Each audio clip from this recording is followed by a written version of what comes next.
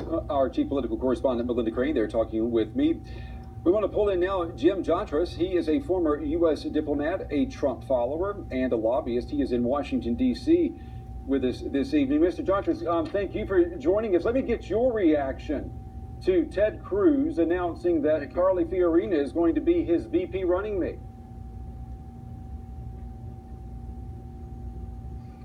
I think it looks exactly what it is. It's a desperate move. Look, if Cruz had done as well last night as Trump did in that 5-state sweep, we'd be writing Trump's political obituary. The fact of the matter is, Cruz really has no place to go. He can't win a majority of the delegates. He can only hope that in some miraculous way he can stop Trump from doing it, and then hope the convention turns from him. So I think this is a desperation move, turning to try to play the woman's card on his side, counting on the fact that Trump does have some issues there, but I don't think it's going to do him any good. Yeah, let's pick up on the women issue for a moment. I mean, neither Cruz nor Trump, they don't do very well in the polls among female voters. Let's take a listen to what Trump just said earlier today or yesterday about Hillary Clinton. Take a listen. It all began with the dangerous idea that we could make Western democracies out of countries that had no experience or interest in becoming a Western democracy.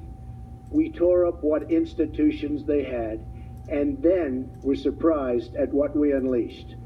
Civil war, religious fanaticism, thousands of Americans, and just killed lives wasted. All right, that was obviously the wrong one. Let me ask my producer, can we get the right soundbite? Like, wait, what? It is the soundbite, gentlemen, with Donald Trump and Hillary Clinton about the women's card. The only card she has is the woman's card. She's got nothing else going. And frankly, if Hillary Clinton were a man, I don't think she'd get 5% of the vote. The only thing she's got going is the woman's card. And the beautiful thing is, women don't like her, okay? Now, the other day, Mr. Trump accused me of playing the, quote, woman card. Well, if fighting for women's health care and paid family leave and equal pay is playing the woman card, then deal me in. Mr. Judges, when you hear things like that, I mean, I know you're a Trump supporter, but do you support that kind of language? I mean, half of the voters are women.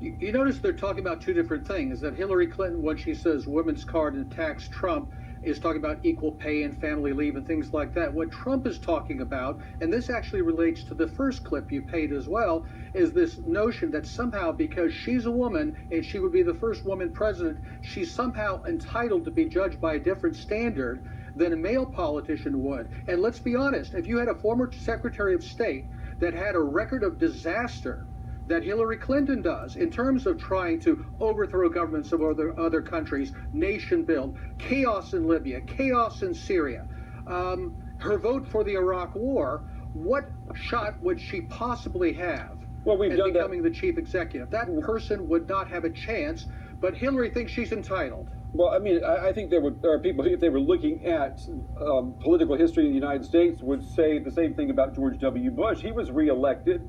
And I think most people would say that the war in Iraq, even according to Mr. Trump today, was a disaster.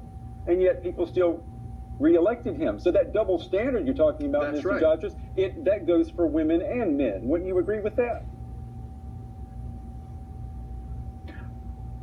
I would say it would, but remember, George Bush was elected as an incumbent when the Iraq War had not yet become the disaster it proved to be, at least in a lot of people's eyes. I think it was a mistake from the beginning. Remember, Hillary Clinton voted for that war, but we have not only added to Iraq, we have Libya, which was her baby when she was Secretary of State, to overthrow Gaddafi, to ally ourselves with these terrorist jihadist groups, to create utterly chaos now in a failed state. We now have the biggest concentration of Islamic State outside of Syria and Iraq. And what's her answer to that? We came, we saw, he died, and then she cackles. There's something wrong with this person. And remember, she was the one who then wanted to insist on regime change in Syria. And here we are 5 years later approaching the possibility, if there's a regime change, of replicating Libya.